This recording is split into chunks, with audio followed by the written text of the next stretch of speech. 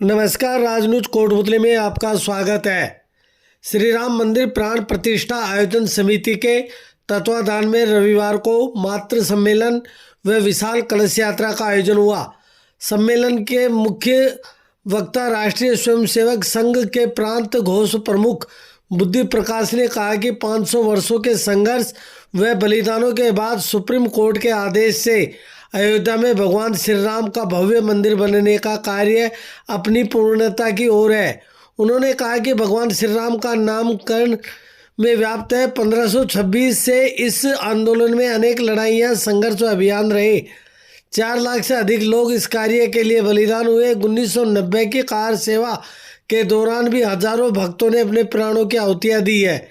यह हम सबका सौभाग्य है कि हम अपने जीवन काल में भगवान श्री राम मंदिर बनते हुए देख रहे हैं। संत हनुमान प्रसाद महाराज ने कहा कि 22 जनवरी को सभी को दीपोत्सव कार्यक्रम का आयोजन करना है। विशिष्ट अतिथि विधायक हंसराज पटेल ने मातृशक्ति को संबोधित करते हुए कहा कि 14 वर्ष के वनवास के बाद श्री राम अयोध्या लौटे तो दीपावली मनाई गई। अब 500 वर्षों के बाद भगवान श्री राम अयोध्या में विराजमान हो रहे हैं, तो इस अवसर पर पूरे देश में दीपावली मनाई जा रही है। प्रधानमंत्री नरेंद्र मोदी ने आह्वान किया है कि 22 जनवरी को प्रत्येक घर में दीपोत्सव कार्यक्रम का आयोजन करना है। हम सभी को इस पुण्य व धर्म के कार्य में सहभागी बनना है। पटेल ने कहा कि 22 जनवरी के बाद क्षेत्रवासियों के लिए अयोध्या मंदिर दर्शन की व्यवस्था करवाई जाएगी। विहिप जिला मंत्री महावीर सिंह ने आभार व्यक्त किया। संचालन एडवोकेट शिव कुमार गुप्ता ने किया। इससे पूर्व लक्ष्मी नारायण देवस्थान मंदिर से विशाल कलश यात्रा निकाली गई, जिसमें महिलाओं ने बढ़ चढ़कर भाग लिया। यात्रा का संयोजक रजत जिंदल ने बताया कि कलश यात्रा में 3111 कलश के साथ महिलाएं शामिल हुई। कलश यात्रा का जगह जगह तोरण द्वार बनाकर पुष्प वर्षा कर स्वागत किया गया। भगवान श्री राम के आगमन की खुशी में महिलाएं नाचती गाती हुई देवस्थान मंदिर पहुंच रही थी। इसी मौके पर समिति संयोजक अरुण सैनी, संयोजक नेमीचंद, जिला अध्यक्ष रामविलास सिंगल, आरएस के महावीर प्रसाद, महेंद्र शर्मा, प्रचारक विशाल सिंह, भाजपा नेता यादराम जांगल, मुकेश गोयल, पूर्व चेयरमैन एडवोकेट महेंद्र सैनी, भाजपा जिला महामंत्री गोपाल मोरिजावाला, पूर्व जिला पार्षद दूर सिंह शेखावत, हरिराम सैनी, राम सिंह, सुनील चौधरी, तूफान सोनी, हुकुम सिंह, पवन छिपी, प्रदीप अग्रवाल, जितेंद्र चौधरी, चंद्रशेखर, शशि मित्तल, कमल सैनी, भीम सिंह पायला, देवेंद्र आर्य, गोयल समेत अनेक लोग मौजूद रहे। वहीं विधायक हंसराज पटेल के धर्मपत्नी सहित दोनों पुत्र वधू भी कलश यात्रा में शामिल रही। जिला मंत्री विश्व हिंदू परिषद। देखिए, पूरे भारत में ही नहीं पूरे विश्व में हम सबको पता है श्री राम लला अपने जन्म स्थान पर 22 जनवरी को विराजमान होने वाले हैं और 500 वर्ष का संघर्ष रहा है। लाखों हुतात्माओं ने बलिदान दिया है। उसके बाद ये शुभ अवसर हमें प्राप्त हो रहा है।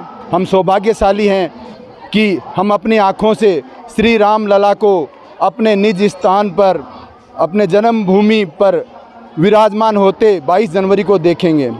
उसी के संदर्भ में ये जन जागरण के कार्यक्रम चल रहे हैं।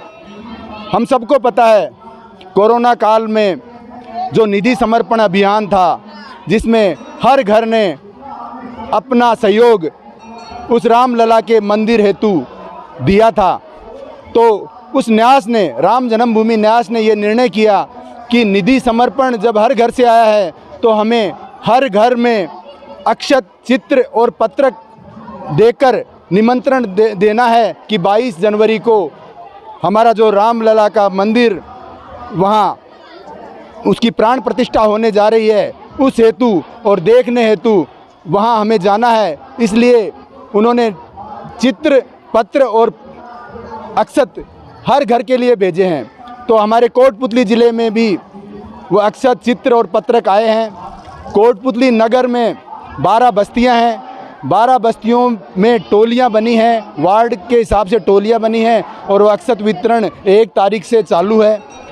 उसी के संदर्भ में जन जागरण का कार्यक्रम है कि मातृशक्ति का आह्वान था कि हम भी वहाँ तो हम जा नहीं सकती हैं कलश यात्रा में, जब रामलला विराजमान होंगे तो हमारे नगर में एक विशाल कलश यात्रा होनी चाहिए। हमारे पास ये संदेश आया तो हम कार्यकर्ताओं ने निर्णय किया कि 7 जनवरी को हम एक भव्य दिव्य मातृशक्ति की जो कलश यात्रा हम यहाँ से निकालेंगे।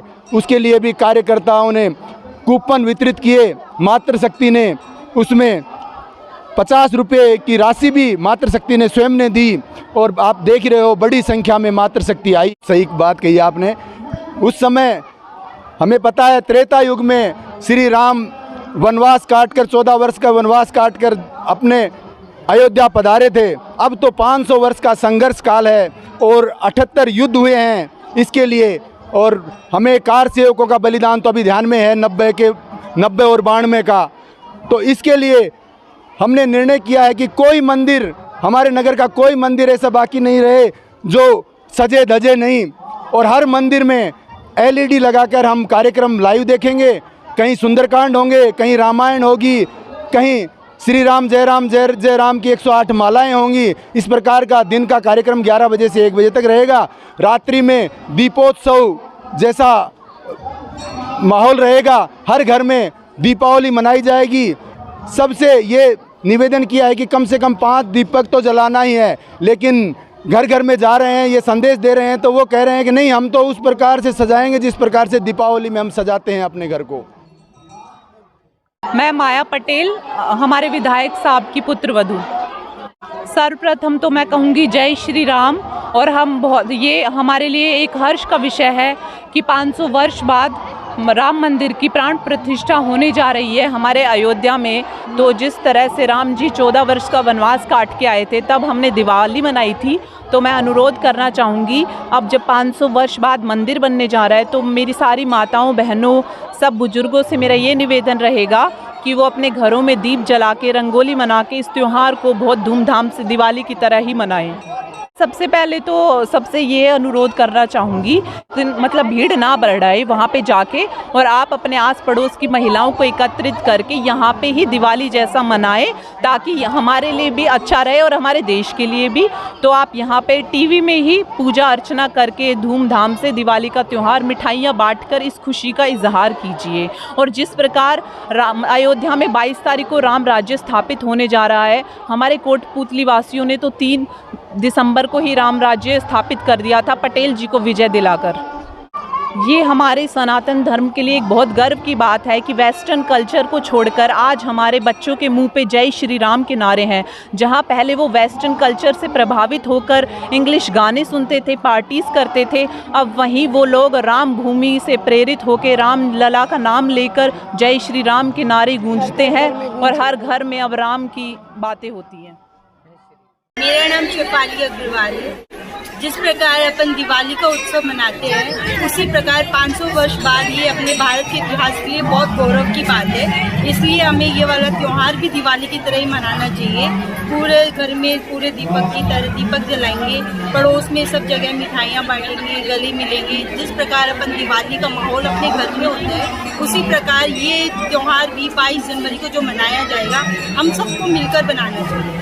जिस प्रकार वही मैं आपसे बताना चाह रही हूँ कि जैसे अपन दिवाली पे दीपक पहले खरीद लेते हैं, दीपक लाएंगे, घर की सजावट करते हैं, वो घर की सजावट करेंगे, मिठाइयाँ बनवाएंगे, पड़ोस में भी जाके सबको बोलेंगे, सब मिलके अपन ये त्यौहार मनाएंगे। हम मंदिरों में भी जाएंगे, हम दिवाली पे मंदिरों में भी दीपक जलाने जाते हैं। तो इस बार भी हम 22 जनवरी को मंदिरों में भी दीपक जलाएंगे और राम भगवान जय श्री राम लिख के रंगोली बनाएंगे, पूरे रोड पे भी बनाएंगे और सब बच्चों को एक साथ बोल के जय श्री राम बोलेंगे। ये कि सब मिलके जैसे अपन परिवार में एकजुट होके अपन राम भगवान का सुमिरन करते हैं, वैसे सब मिलके राम भगवान का और जागरूक होके अपन सब आगे आए, बच्चों को भी लाएं, बड़े बूढ़ों को सबको लाएं और जय श्री राम।